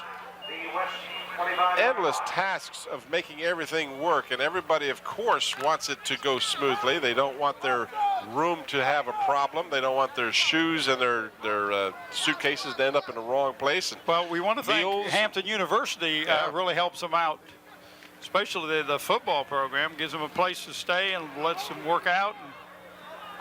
Pass intended over the middle for number 33, Marcus Farley. Well defended by the East defensive squad. John Washington, number 15, out of Sharonda High School, going to Newport News Apprentice School, was the one that broke that pass up. Wants to major in physical education, enjoys football, baseball, basketball, and track. Third down. We try to say a little bit about each one of the ball players, and of course it's not easy to get everybody in, but these young men have all had stellar careers at their respective high schools, or they would never have been selected to the All-Star competition. There are no losers out here. Third down and about 15 to go for the West. Fourth quarter, they trail by 16. Kendrick rolling, looking, got a man open, and makes the grab at about the 43-yard line. It'll be very close to a first down, depending on where they mark it. It is enough if they mark it where they've indicated. That was David Macklin defending Tim, and he was just a half a step from knocking that ball down. Marcus Farley on the receiving end of the Kendrick pass. Andre Kendrick showing why he was so valuable to his high school team, EC Glass. Kendrick very small, though, for a quarterback, only 5'9", and that's got to be a real detriment to his future abilities. I can't see him playing college ball at 5'9", at the quarterback position, at least. But I understand he has some other great athletic attributes. That's Thomas Jones, number 20, out of Powell Valley, and flags all over the place on that. Well, Andre is going to plans a career in communication, going to Virginia Tech. But Tim, he may play defense, secondary. You know what happens a lot of times is these young men are such great talent, as we see the holding call being assessed against the West. But they are such good athletes that they may play quarterback, they may have been a running back in high school, but they go to college, and a lot of them don't play as freshmen, but they get a chance to convert their talents, their obvious God-given talents, and are able to take positions that they may not have ever played before and become proficient at those. Because as you pointed out, they're good athletes, and they can adjust and excel at other positions. Kendrick spinning, throws, and going the wrong way after catching the pass. In retrospect, Marcus Farley trying to pick up some extra yardage, but actually ended up losing a couple of yards after he had gained them. Well, Chris Morant was the young man for the reason he didn't. He tripped him up. So the West having some difficulties here with the holding call and the loss on the down. Is third down and 26 for the West. A little more than 9 minutes and 20 seconds remaining in the fourth quarter. Ball is marked at the West 27. They need to get all the way out to the East 47-yard line for a first down. Man in motion. Kendrick rolling to his right, looking, feels some pressure. A couple of East teammates ran into each other in an effort to get after Kendrick, and Kendrick is finally tripped up at about the 31-yard line. It'll be well short of the first down, picked up only about 3. Tim, I want to try to mention some of these young men we haven't had a chance to mention before. William Brown out of Southampton High School is going to go to he's going to go to William and Mary. Dustin Keith out of Tabb High School just came off 6'5", 245. Charlie Hovis was his coach. Oh, man. What a He young looked man a little winded. if I'm not mistaken, he's going to UVA. If I can remember, what was his last name? It's number 77 for that's Dustin Keith. Right. Yes, UVA, and after college, he hopes to play in the NFL. Good-sized young man. Charlie Hovis very high on that youngster. He's going to be up there with Donnie Green and Chris Morant at UVA. So delay of game penalty is assessed to the West squad, so it deepens their deficit, if you will. 4th and 27. Well, they got 3rd on the marker over there. Why is that? They got 4th on the scoreboard and 3rd on the sideline. So. Okay, the marker's correct. So they've replayed the down then, I guess, and instead of 4th down, it's 3rd down at 27. We've got everything squared away here from their 26-yard line. On the reverse. And a late flag again. Ball carrier was number 22, Maurice Clark. Donnie Green doing his own little officiating said that guy was holding me. And I believe that's where the flag was. Donnie Green is so quick. They will undoubtedly refuse the penalty because it would bring up a 4th down in a ton. Oh, it's a clip. Yep. And it is refused. So now they'll bring the kicking team on. On the stop for the East All-Stars, number 75. So we got David Macklin and Anthony King deep for the East. I tell you, give Macklin a little bit of room. That young man's got a lot of speed. Young Mr. Macklin out of Menchville High School, great two-sport career, may have had more. Number 16. And a block, that's Donnie Green, I believe, that blocked it. Or no, let's see, let me make sure I got the right number. 25, yeah. Not 75, but 25, Myron Tweet out of Matoka High School blocked the punt, and the West has given the ball to the East at the 35-yard line. Well, he's also going to University of Virginia up there with Donnie Green and the others that I mentioned. UVA has got quite a few of these young men going up there. Glad to see them stay here at the state of Virginia. We'll be able to get to see them play. We haven't really talked about the field tonight, but Larry Malloy and the Magicians here at Darling Stadium have, as always, kept this field in just perfect condition. And tonight is no exception, as the playing conditions are ideal for this game. Ball carrier number 42, William Brown out of Southampton High School, drags a couple of tacklers down across the 30-yard line to about the 28. It's going to William and Mary. Tim, you can see the other markings out there on the field because they played the soccer game here Tuesday night. But Larry Malloy his crew has always done just an outstanding job for the game. Because when it rained so bad last year during all the games, the field still was in good condition. Larry Malloy and his guys have at their disposal, in our opinion certainly, and many others who have expressed it, the finest high school facility in the state of Virginia. This field is in great shape. The stands are perfect for the fans. The first row is about 10 feet up off the ground, so you have nobody to block your view. The facility is just as fine as they get. And you and I have campaigned for a number of years for more of the games, the regional games and the championship games, to be considered at neutral sites. We went to the semifinals last year at a stadium that was terrible. I won't even get into it. It was just terrible. Let's just leave it at that. Fumble on the exchange. Flags, or at least markers, have been thrown down. It may have been think markers. it was just markers to where the ball hit, but that picked up the first down. Yeah, that's probably not a play they want to repeat. But in spite of themselves, the East got a first down. Ball is just inside the West 25-yard line. Well, Tim, this is if you go back and look at your scores, not many times has an all-star team been shut out in competition in football. In fact, the last time the East won, you and I were talking earlier, was when Eric Hunter was the quarterback, played at Hampton High School, went on to Purdue University, was the quarterback for the East squad. 94, there was a shutout, but prior to that, the last time was all the way back to 1984. These games traditionally have not been particularly high-scoring games, for the very reason we've mentioned. The defense has the advantage in these games over the offense because of the lack of practice time to develop the timing that's necessary for an offensive play.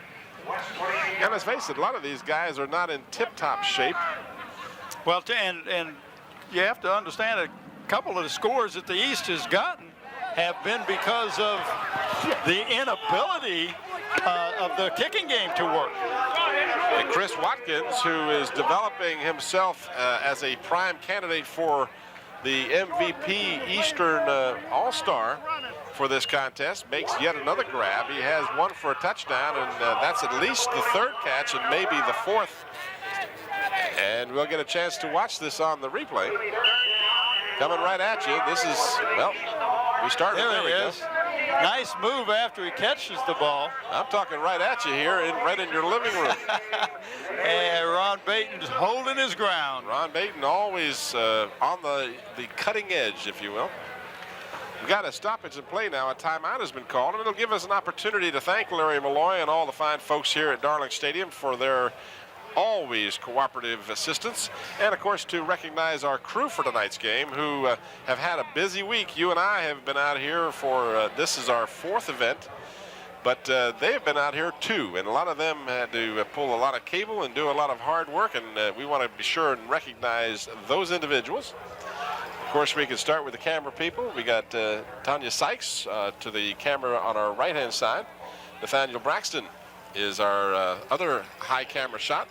Ron ESPN Baton down on the sidelines. That was his shot a little while ago that you saw the players coming right at him. Fearless Ron, we're going to have to rename him, Yes. I think. Bianca Petaway is working the graphics. Bev Penn doing a great job on instant replay tonight, and substituting for the big guy. The big dude isn't here. The tall dude is there instead. Jerome Young, of course, Jerome previously a regular on our staff and crew, and does a great job filling in for Scotty Bowers tonight. Well, Scotty decided to go up to Camden Yards and watch the Orioles play. Dion Dyer just scored from 15 yards out, 16. But a late flag comes down. I think that will be after the fact. There's a little bit of frustration being shown here, perhaps by the West squad. I'm not sure. I won't by any stretch of the imagination try to tell you who started what here. But you have a contact sport, and sometimes tempers get a little short.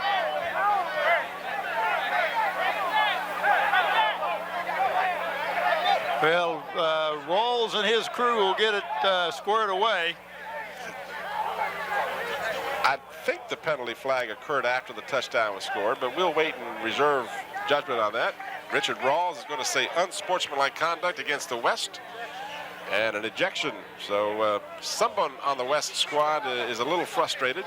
Might have also had other reasons to express his anger, but in any event, we won't recognize who was thrown out. We won't bring any further embarrassment to the young man who might have, but in any event, Mr. Dyer has scored from 16 yards out with 4:40 remaining in the fourth. That is Dyer's second touchdown of the night, something he did a lot of in his high school career.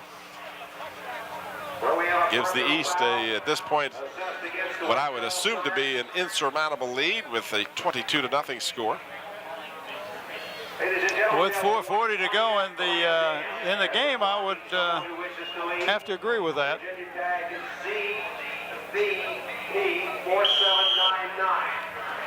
Mike Link will be on to try the extra point.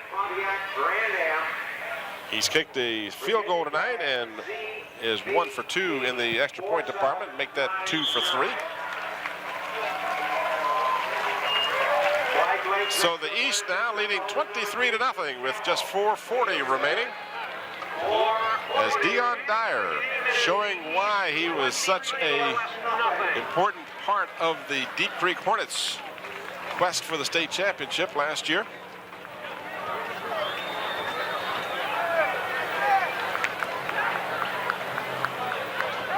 And to the defense of the West squad, these guys are all winners, and every once in a while you just get a little frustrated and you don't control yourself as well as you might have. But no blood, no foul, no harm, no big deal. They'll assess the penalty, I assume, on the kickoff. Oh, they'll kick from the 50-yard line, I believe, or is it the 45? Because they normally kick from the 30, don't they? No, actually, from the 40.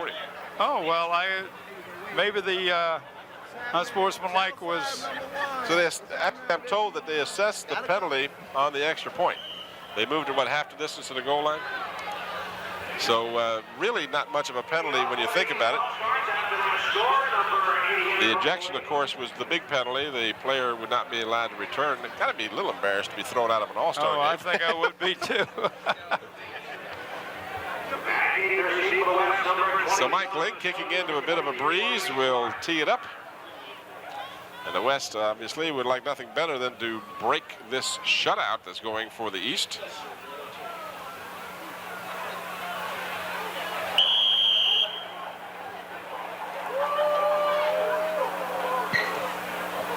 And Link kicks off. It's touched by one of the up men. Now it's picked up by Thomas Jones. And Jones is out close to the 30-yard line.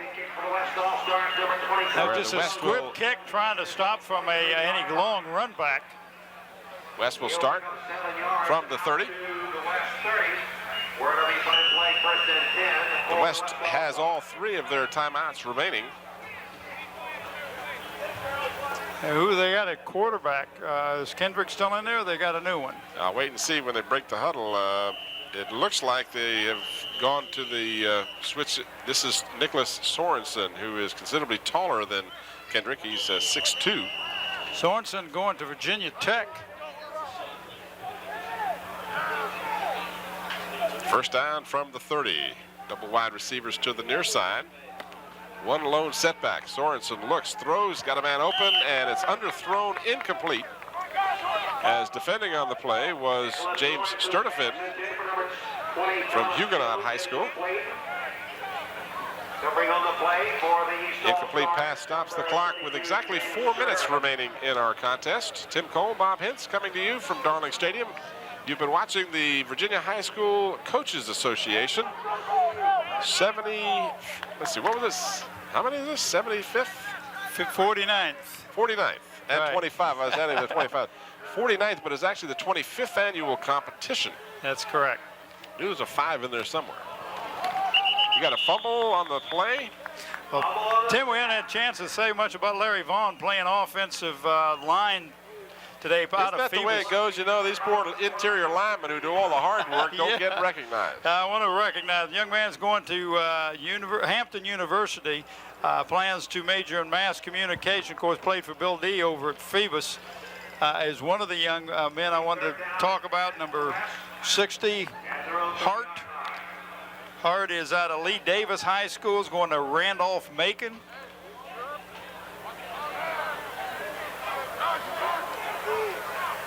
Let's see, we're talking about number 70, Shoop. Screen pass over the middle, looking pretty good, but it will not get a first down for the West, so they'll have a decision to make since it will be 4th down and about 4 to go. They need to get to the 40. Shoop, Ray Shoop out of Green Run High School is going to go to Marshall University. The Thundering Herd of Marshall University. As we watch the replay, Jason Inskeep is out of Culpeper High School, is going to go to James Madison. Timeout called by the East, so you have plenty of time to look down your list, Bob, with 2:47 remaining as you watch some of the replay. Michael Tolliver, number 54, Indian River High School, is not sure where he's going to go to college, but he enjoys weightlifting and sleeping. Well, that's And because talking on the phone. He was the guy we were trying to avoid getting I to. didn't say that. I did. You noticed he held up I on mean, that really. one. I like talking to my friends on the phone. Outside the West 36 On the west side, we'll talk about some of their people. Number 72 is a tackle, Michael Hughes. Oh, I'm sorry, that's the defense. We'll talk about the offense if I can. 77, the nose guard, Carl Bradley. Going to go to Virginia Tech.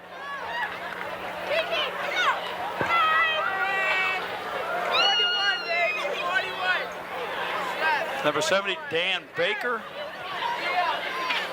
Dan is going to go to Tennessee College.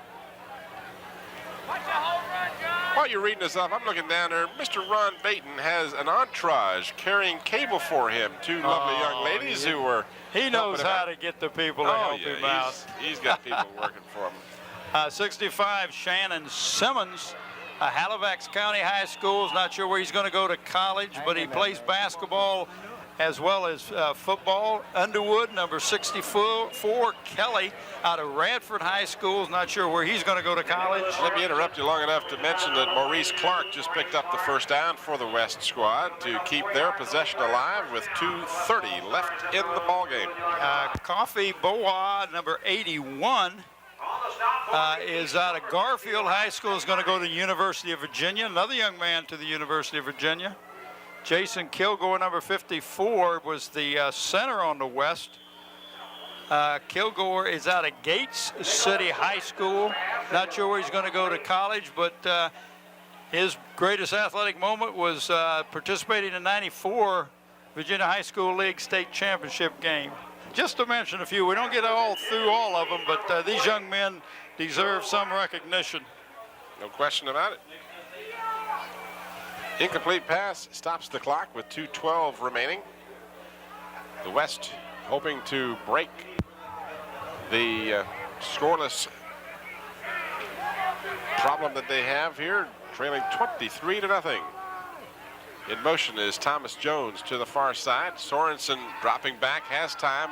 Over the middle, got a man open, and he makes a nice grab at the 41-yard line.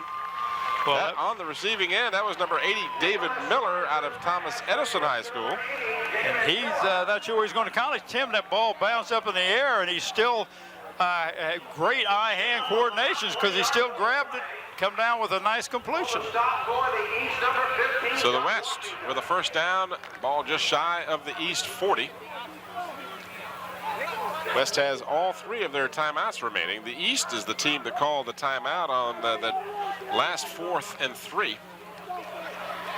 And now a good running attack working as Thomas Jones picks up yet another first down inside the 30 to the 28. That's not a bad call, Tim, because the East is probably expecting the pass plays. Nice little trap play up the middle. Picked up a lot of yardage. Donnie Green checks out along with Richard McPhee for the East. Sorensen throws, almost picked off. Knocked away on a good defensive effort by Mario Thompson out of Thomasdale High School. I told him to put that damn red on it, brought it back. It stops the clock with, there you see the scoreboard, 1 minute and 15 seconds remaining. By the East All-Stars, number 20, Mario Thompson. But his greatest athletic moment was being named Defensive Player of the Year 2 years in a row. That is quite a feat. At the East 28-yard line. All at the 28, second down and 10. Sorensen again, deep drop, throws long, has a man, but it is well covered and intercepted by the East in the end zone. That'll be a touchback. And that was number 15, John Washington, out of Sharonda High School. He's going to go to the Newport News Apprentice School. Intercepted by the East All-Stars, number 15, John Washington. Well, now they give credit for the interception to John Washington. Is that who you mentioned? Yes. Yeah. So they'll bring it out to the 20-yard line where it'll be first and 10 for the East. And with 1 minute and 4 left, I would assume that they'll just simply run it out. Of course, the West could stop the clock 3 times, but at this point, it would be futile. Here we go, the live action. And off. We'll get a from chance. Keith Maybe we'll see Campbell. the replay of that interception. All right, here's the replay of the interception in the end zone by Mr. Washington. See Sorensen, he's very athletic. He had a man in his face and just threw it into coverage. And Washington right there to make the INT. 39 seconds, the clock is moving. As it would appear now, the East will just simply run the clock out. Leading 23-0, and they have snapped the 6-game losing streak. And with this victory, the East teams collectively will end up winning the competition 4-3. 4-3. The West girls basketball won. The East boys basketball were victors. East softball girls. And now the football. The East All-Stars, the final score, the East All-Stars 23 and the West All-Stars no score. That's going to do it for us from Darling Stadium. Hope you've enjoyed our coverage throughout this week-long competition with the 25th annual competition, the 49th annual overall meeting of the Virginia High School Coaches Association. For the Channel 5 crew and Bob Hintz, this is Tim Cole. Thanks for watching. Good night, everybody.